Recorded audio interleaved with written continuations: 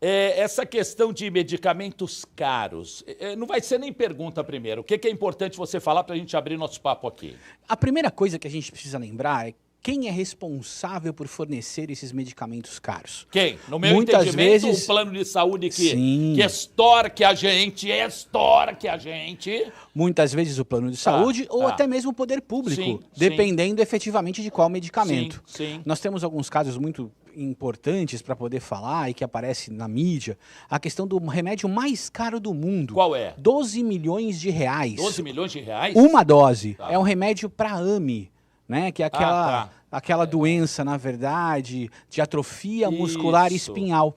Muitas vezes essas doenças, as crianças, né, algumas crianças acabam tendo essa doença e elas vão acabar falecendo porque os músculos vão acabar definhando. Então, a gente acaba vendo muitas vezes que para que esse remédio de alto custo possa ser fornecido, existem algumas regrinhas importantes, mas principalmente aquela receita do médico demonstrando a necessidade do medicamento. Eu, como legítimo gordinho e ansioso, não posso trair minha categoria. Então vamos lá, olhando nesta câmera do nosso querido Tirso, direto para quem precisa e tem essa situação hoje. Vai, informe. A primeira coisa importante, a gente precisa efetivamente de uma receita ou uma determinação do médico. É o médico que diz qual é o melhor tratamento para o seu paciente.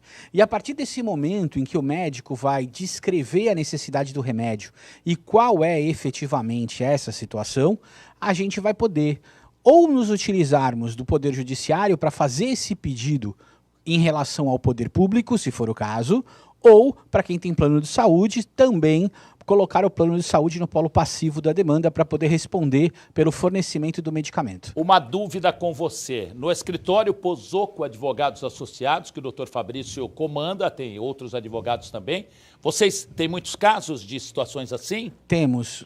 Qual é? Não sei, lógico que você não é máquina registradora, não tem um computador na sua cabeça, né? Mas não sei se você vai me ajudar e lembrando agora algumas situações mais pontuais, quais são, assim, que são mais frequentes? Olha, a gente tem muito problema com a questão do canabidiol, com a utilização do canabidiol como medicamento, porque muitas vezes ele é negado, seja pelo plano de saúde ou até mesmo pelo poder público, pelos remédios com base do canabidiol. A gente tem também questões muito importantes a respeito do tratamento do autismo, em que também são discutidas questões de medicamentos, de terapias pelo método ABA, em que, na verdade, muitas vezes também não se permitem isso, ou plano de saúde ou poder público. Câncer. Aí eu ia colocar agora, a gente tem muita questão a respeito de câncer, sobre medicamentos de câncer e tratamentos como a AME, como efetivamente problemas de home care. Então tudo isso, o plano de saúde e o poder público, muitas vezes vão dando negativas que não são possíveis, que são totalmente irregulares. Não sei, não, você viu, estava aqui na retaguarda, falei na abertura, na chamada do jornal, se é um Resprin, um Anador, um Dorflex,